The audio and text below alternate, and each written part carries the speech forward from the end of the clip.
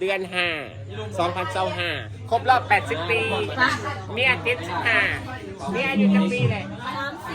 เมีย34มาแล้วโอ้มันอยู่อีกไม่ได้นอนไม่ได้ซุกไม่ได้เป่าโอ้ยเทียนกูเครื่องนึ่งเนี่ยสู้เป่าก่อนเป่าก่อนเทียนกูเครื่องนึงเนี่ยเป่าก่อนดับก่อนแต่นั่งใจเด้อเข้าใจทุกคนเด้อมึงถ่ายงานเด็กกองบุญซ้ายกองบุญยังไง แล้วว่าเขาแจกเขาเนี่ยจะว่ามีจะเป่าให้เจ้าเลยนี่เดี๋ยวอ่ะจะยืนลูกไข่ยูจังเลยโอ้ยเขียนหมดแล้วแต่บอกอุ้ยจะยังเข้าเลยก็ขึ้นไรนะเดี๋ยวสมุนบาททุกคนอันนี้ก่อนเราจะมาทำงานสบายดีเด้อทุกคนเลยไม่ยิ้มบ้านเอามือที่ไหนบ้างแฮปปี้เบิร์ดเดย์มึงยิ้มบ้านแฮปปี้เบิร์ดเดย์ยังไม่ได้ไม่เกิดได้เป่าคู่กันพร้อมกันโอเคเอาเป่าอีกเอาถ้วยไว้ก่อนเอาถ้วยไว้เนี่ย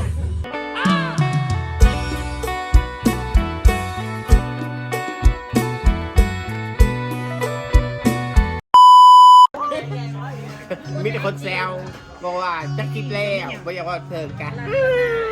everyone everything ซึ่งกำเดียว today tonight ด่านละลื่นน้อยหนึ่งเดิมวันนี้เพราะว่าผู้ชายหล่าอยู่ที่นั่นเราแฟนที่ขาวก็ร้องเพลงอยู่ลงมาเพื่องานนี่โดยเฉพาะเพื่อสิ่งนี้ปิลี่เมียหน่อยกันนั่งทั้งหลังเนาะเมียหน่อยกันนั่งทั้งหลัง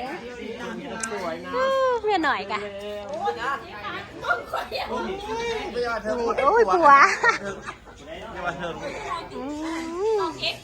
กันจะนอนไอ้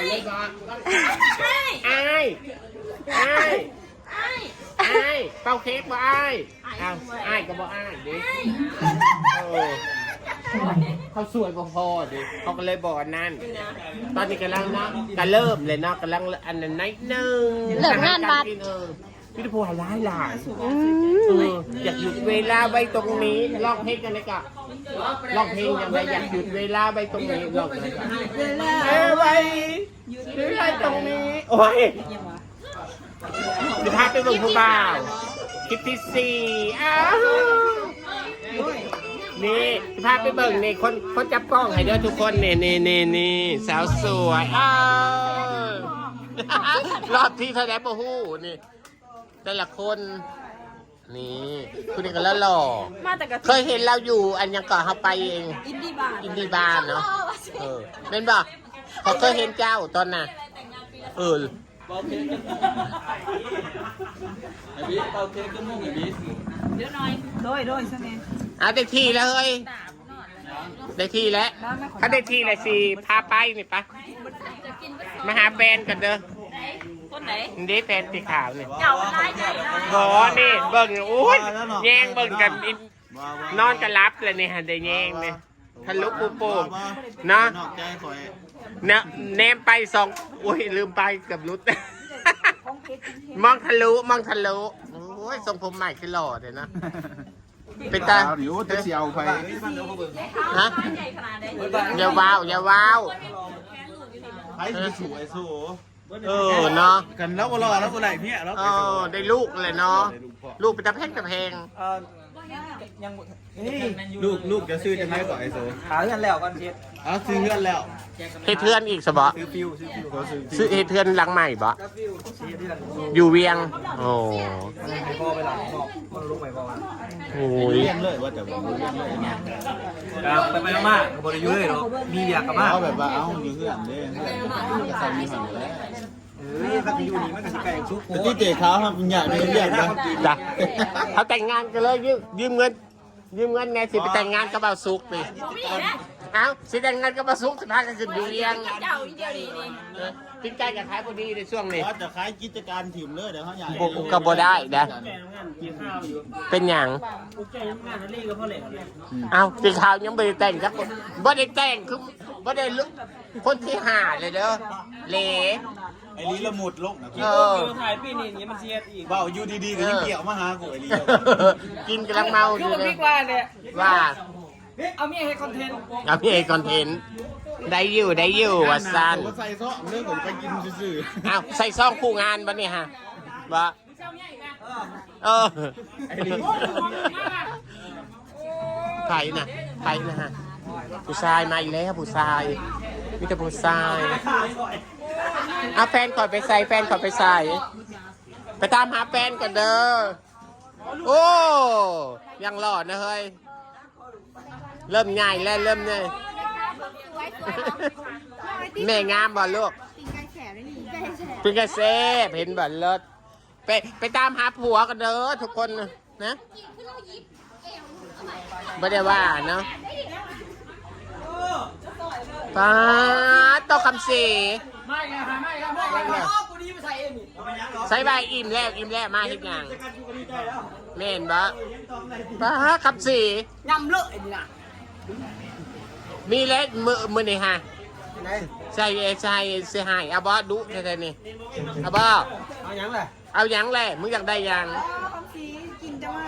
โอ้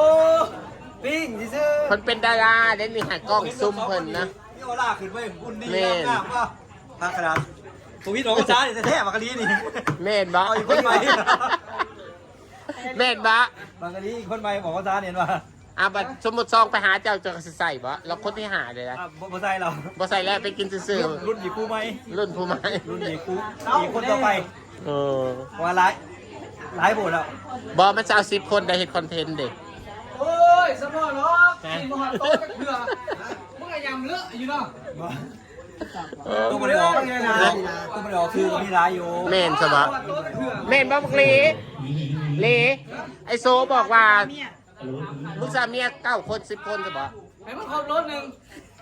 ยังคอหูและไปหอยข้ออยู่หมู่กันสิไปหามึงอยู่บ่หมู่กันสิไปแต่บ่ให้ใช้ชอบไม่หรอกบ่ให้ใช้ชอบมึงจะเอาเงินได้แต่งแหละมันสิจัดแบบสบายแบบเราเขาเป็นการสมัยก่อนยินเน่าบอกอะไรมึงมองตัวเองบรรยากาศก็ประมาณนี้แหละเมามอยโอ้กล้อง2 หน่วย 3 หน่วยนะพุนิกาจุ่มไผ่จุ่มมันป้าเฮ้ยคือหล่อเถอะเนาะคนมันหล่อค่ะ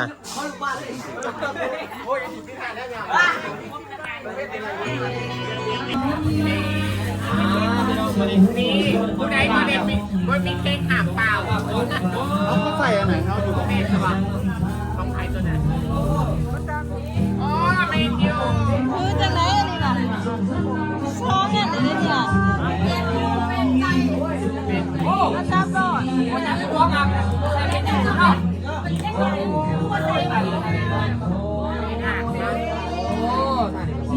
้เค้กเบาซุปนะพี่น้องเค้กเบาซุปเลยเค้กเมาซุปนี่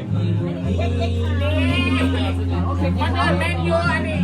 ยังบอกโดเรมอนเอาวันเกิดพี่น้องโมวิน้ำไม่ใช่เค้กเนาะเล่นทุกการมันน้ำใจทำมีตัวนี้เนาะงดจากกระซิบไหวกันดีๆเอ้ยได้ใจนั่นแหละไปดีเขาวายไปเด็กไปนั่งดิไปเอาคนมีเหรียญ500ได้ไหมฮะบ้าเอาบุกกันไปเหรอไปกันเลย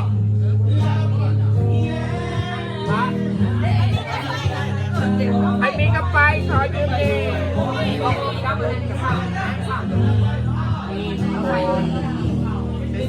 สวยเหมือนกับหน้าไหมคนสื่อเลยเนาะมากานี่โดยเฉพาะนี่13 เดือน 5 2025ครบรอบ80 ปีเมีย75เมียอายุจักปีเลยเมีย34มาแล้วโอ้มันอยู่อีกไม่ได้ว่าเขา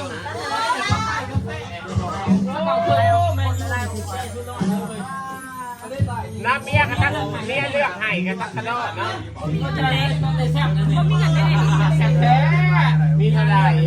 เอาให้จิตใจเอาไปขอใจน้ำแดงใส่อันนึงใส่อีก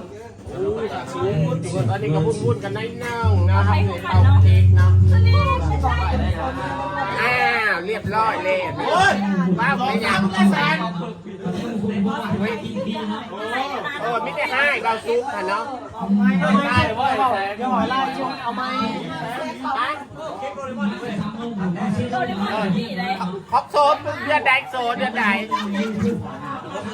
เดือน6กับเดือนหน้านี่แหละเดือนหน้าพี่น้องนี่เด้อที่ข้าวก็บ่มีอย่างนี่แฮปปี้เบิร์ดนี่เอาโมเมนต์ปะเอาคนละคนปะปะปะ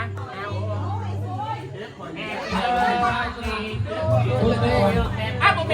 เมนต์ปะไม่มันยังนำเด้อว้ายลองมันยังนำเด้อ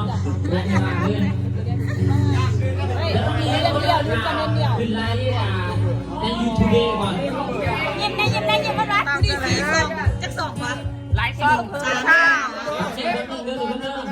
มึงก็ได้เพราะว่าหนาเว้ยพ่อแม่ตอบไม่ตอบจ้าเดินแล้วนี่จะมีไงไม่ตอบกันไลฟ์ก่อนเห็นเขา ไม่ได้ห้องไม่ได้ซุกมันเป่า โอ้ยเทียนกูครึ่งนึงเนี่ยสู้ เป่าก่อน เทียนกูครึ่งนึงเนี่ย เป่าก่อนดับก่อนแต่นั้น ใจเด้อเข้าใจทุกคนเด้อ มึงถ่ายงานหยุดกองบุญซะกองบุญยังไง แล้วว่าเขาแจกไอ้นี่จะว่ามีจะเป่าให้เจ้าเลยนี่ เดี๋ยวจะยืนลูกไข่ยูจังเลย โอ้ยเขียนหมดแล้ว แต่บอกกูจะยังเข้าเลยก็คือไรนะ เดี๋ยวสมุนบาทนะทุกคนอันนี้ก่อนเราจับมาทำงานสบายดีเด้อทุกคนยิ้มหวานเอามือที่ทำ แฮปปี้เบิร์ดเดย์ มึงยิ้มวันกันยังไม่ได้ไม่เกิดได้เป่าคู่กันพร้อมกันโอเคเอาเป่าอีกเอาถ้วยไว้ก่อนเอาถ้วยไว้เนี่ยแต่มันเก่ง ยูทูบเบอร์ที่เก่งเลย คนไรเนี่ย บิ๊กได้แล้ว เอาตะโกนออกไล่หมดทุกคนเอา ไม่รู้ว่าไรใช่หนามันดูเป็นผิด มีแต่คนที่เกิดขึ้นไอ้เจ๊มันเกิดได้แซงใช่ป่ะเนี่ย นี่แม่แสนนี่แม่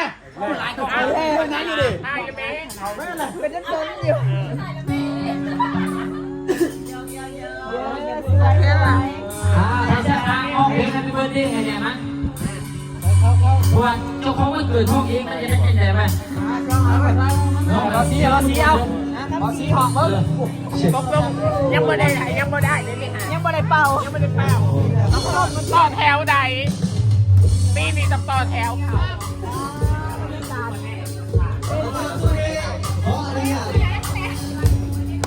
ยังไม่ได้ยังรอดทั้งอาจารย์ดนตรีเพิ่นเนาะ สตาร์เรา ไม่ว่า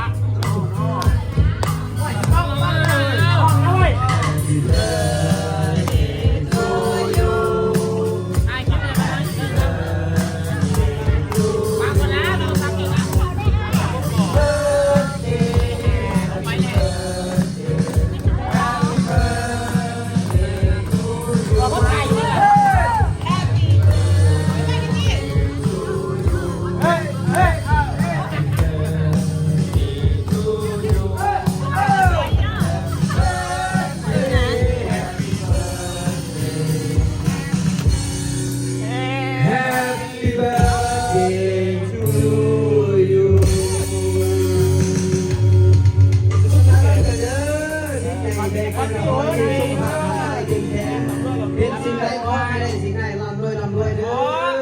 พี่จะบอกว่าไงต้องขอแมนยูได้แชมป์กับพ่อเนี่ย แต่พ่อให้ได้รู้ได้สักพ่อสุขภาพร่างกายเข้มแข็งและรวยเด้อ มาโอ้มาซุก เย้ปีเตอร์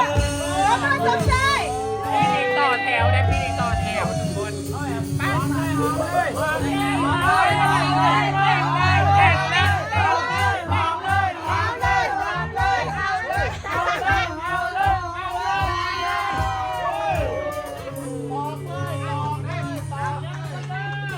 เรียบร้อยแล้วอันนี้ซื้อแล้วจะไปกินเองเอาไปกินแค่2 คนนะไปเอาพวงเอาไปกินกันในโบนี่นะในโบเลยมา ดึกแล้วเมื่อนี้จะเป็นอย่างนี้ไม่โดนกันนะเพื่อจะแตกบางเลยเพื่อออกลายเนาะทุกคนนะทบชันมือกล้องทบชันมือกล้องนี่ต่างขึ้นเป็นมันๆเนาะทุกคนนี่บรรยากาศเนาะทุกคนบรรยากาศกันเองนะทุกคนว้าวก็รอหลายเนี่ยนี่จะคุณรอแต่ยังเงินขึ้นได้หลายเพจลัมโบกินออกที่นี่เนาะเป็นยังหายซะหน่อยห่อนบะเฮ้ยราคา1 ล้าน เค้กกระบุกไปตัดเค้กล่ำกระบุกตัวนี้ อันนี้เช็คภายนี่อุ้ย บักซุกเค้กกระบุกล่ำกระบุกล่ำกระบุกนะขั้น เมน คอ วะขั้นคอบอลเนี่ยบรรยากาศก็ประมาณนี้เลยนะทุกคนหมุน360 องศาสิ่งใด บ๊ายบาย ยังจ้าตอนนี้กำลังจอบหาผู้บ่าวอยู่บิลลี่อวยพรให้เมียเลยไหมเฮ้ยฮะ ที่บ้านเดย์ได้โซ อันนี้แฟนเจ๊ขาวเดี๋ยวนี้ขอให้เมียพันแล้วกับประมาณนี้นะทุกคนโอ้ฮอน จบแล้วเนาะสิจบแล้วคลิปนี้ก็สิจบก่อนนะทุกคนมันสิยาวไปมวนลายโดยเฉพาะก่อนสิเป่าเค้กสิกันน้อยนั่งวันซา จะได้กับฝากทุกคนกดไลค์กดแชร์กดซับสไครต์